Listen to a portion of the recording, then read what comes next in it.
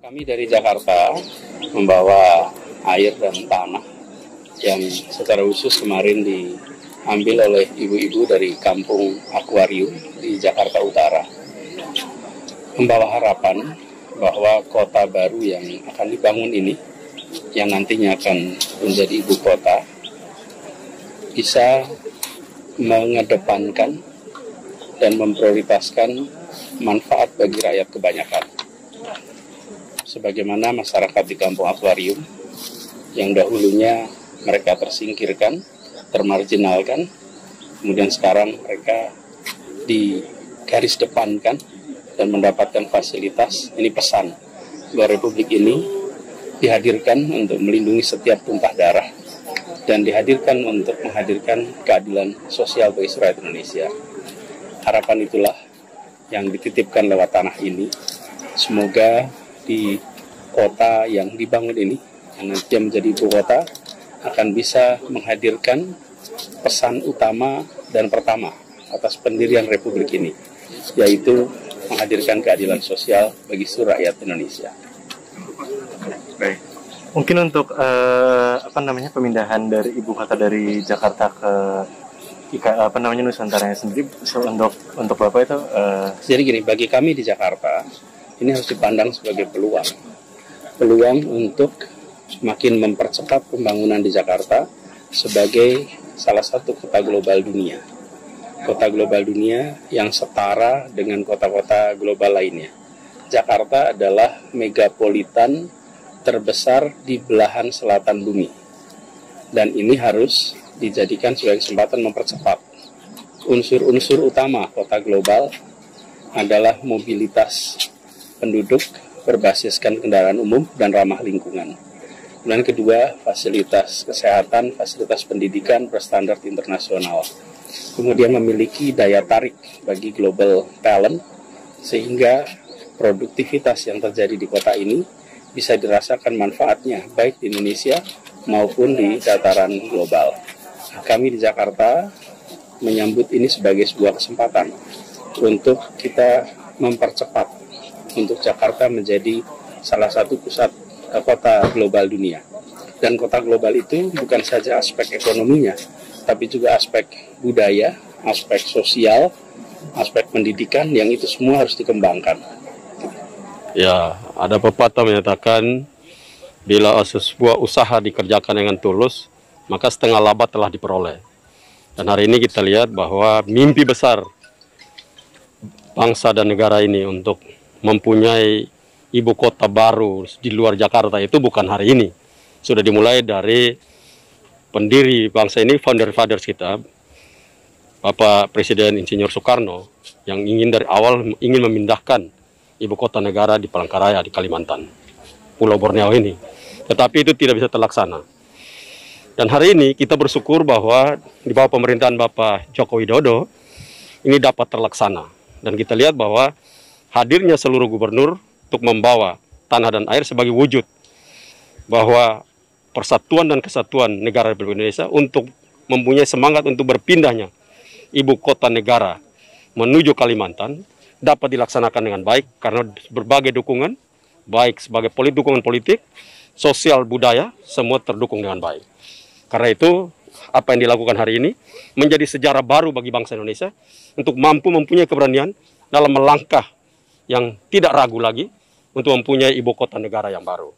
Dan juga bahwa bagi Nusa Tenggara Timur ini sesuatu yang sangat baik karena kami lihat bahwa pemerataan ekonomi itu dapat dilakukan sehingga ibu kota baru yang akan ada ini memberikan pertumbuhan baru bagi kawasan baik di Kalimantan, Sulawesi, Nusa Tenggara Barat, Nusa Tenggara Timur, bahkan Papua.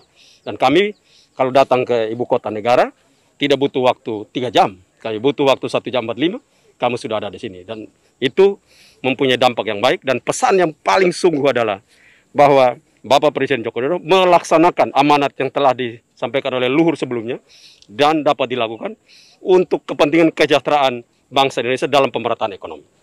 Ya, saya sebagai Gubernur Kaltim sangat terharu dan sangat sekalian bangga, seterusnya terima kasih. Sebuah acara kenegaraan Negara Kesatuan Republik Indonesia yang pada hari ini seluruh gubernur, seluruh daerah kumpul dan menyatukan tanah-tanah yang ada di seluruh wilayah Indonesia ini. Jadi ini sebuah sejarah yang menurut saya mungkin tidak ada di dunia. Baru kali ini terjadi di Republik Indonesia, khususnya yang ada di Kalimantan Timur, di tempat ibu kota Nusantara ini. Ya, yang saya pahami bahwa Presiden Jokowi sangat memiliki sebuah terobosan yang luar biasa. Sebuah terobosan di mana beliau mewujudkan 3 cita-cita pemimpin bangsa ini. 2 sudah meninggal, 1 belum meninggal. 2 itu meninggal adalah Bapak Presiden Soekarno, mau memindahkan ibu kota tahun 57 ke Kalimantan Tengah, Palangkaraya. Kemudian Pak Presiden Soeharto juga ingin memindahkan tapi di Jonggol. Tidak jadi. Kemudian juga Bapak Presiden SBY juga akan memindahkan itu ke Jonggol Selatan. Artinya beliau memiliki sebuah, nggak tahu saya namanya, saya tidak bisa gambarkan, tapi saya kira ini adalah sebuah wujud ya, pemimpin bangsa kita yang luar biasa. Tadi Pak mungkin belum terjawab harapan dari masyarakat Kaltim sendiri Pak. Kalau masyarakat Kaltim itu keberadaan di sini aja sudah merupakan suatu kebanggaan dan kebahagiaan. Jadi yang lain-lainnya itu kita sudah tidak memikirkan lagi. Tapi saya kira tadi akan berdampak luas dari segi pemerataan dan keadilan pembangunan di seluruh Nusantara ini. Karena kalau kita dari garis silang begini, maka ibu kota ini berada di titik silang itu. Jadi dampak semuanya, apakah itu ekonomi, pembangunan, dan segala kesejahteraan masyarakat akan mengikutinya secara otomatis. Ya. Iya, ini kan peristiwa bersejarah ya. Dalam sejarah Republik ada pemindahan ibu kota negara yang dari nol, kira-kira begitu. Bukan dari kota existing dari kolonial, kemudian jadi ibu kota negara yang silih bergantikan dalam sejarah kita. Ini dari nol hasil kajiannya, tentulah harus mendapatkan blessing, kira-kira gitu ya, atau restu lahir batin dari seluruh Republik NKRI. Makanya kan diwakili oleh 34 gubernur membawa air tanah ke titik nol ini. Kalau Jawa Barat, air suci tanah-tanah yang istimewa datang dari 27 daerah, kan ada 27 kota kabupaten kan. Disatukan dulu di Gedung Sate, terus baru dibawa ke sini. Jadi saya kira simbolis ini penting, bahwa semua mendukung. Kalau kita lihat sejarah kota-kota ya, semuanya juga diawali dari sebuah visi, kan begitu. Nah, visi itu ada yang beres dalam 10 tahun, tapi kalau di bawah 10 tahun mah rada tidak realistis ya. Ada yang 100 tahun, jadi butuh waktu. Jadi masyarakat jangan terlalu expect gitu ya. Dalam hitungan 3-5 tahun tiba-tiba sudah beres, saya kira sejarah kota-kota dunia juga nggak begitu. Nah, yang kedua ini kesempatan, karena untuk jadi kota terbaik dunia itu satu dari sisi sistemnya ya, kan harus smart, green, zero carbon. Yang kedua dari sisi desain ya. Biasanya yang terdesain kan kota-kota bikinan swasta ya. Kalau kota bikinan negara belum pernah ada. Jadi ini kesempatan. Yang ketiganya tentunya tantangan terbesar membangun kota itu, siapa yang mau tinggal di sini itu harus dipikirkan juga. Karena kalau hanya mengandalkan populasi PNS, kotanya pasti sangat sepi. Tapi kalau berhasil menjadi kota ya, ada fasilitas apa yang non PNS juga mau tinggal di sini, insya Allah itu akan berhasil. Itu masukan dari saya. Saya kira di luar IKN berharap ini jadi kebanggaan. Jadi kita doakan prosesnya lancar, inovasi. Jadi yang terdengar adalah hal-hal positifnya kan gitu ya, hal-hal yang membanggakannya. Bukan sebaliknya kan, mungkin ada dinamika atau apa. Nah, saya kira saya titipkan itu ke Kepala IKN. Saya dan Pak Bambang bersahabat baik, satu sekolahan juga di ITB di Amerikanya. Jadi yakin betul beliau pasti sukses insya Allah. Ya, saya selaku Gubernur Papua Barat ada kesan tersendiri di mana hari ini ya 34 gubernur bisa hadir, termasuk Papua Barat, kami bisa hadir dan membawa tanah dan air. Ya, dengan demikian tanah ya, berarti kita menunjukkan bahwa kita tanah air satu ya, tanah Indonesia. Satu bangsa yaitu bangsa Indonesia dan satu bahasa yaitu bahasa Indonesia.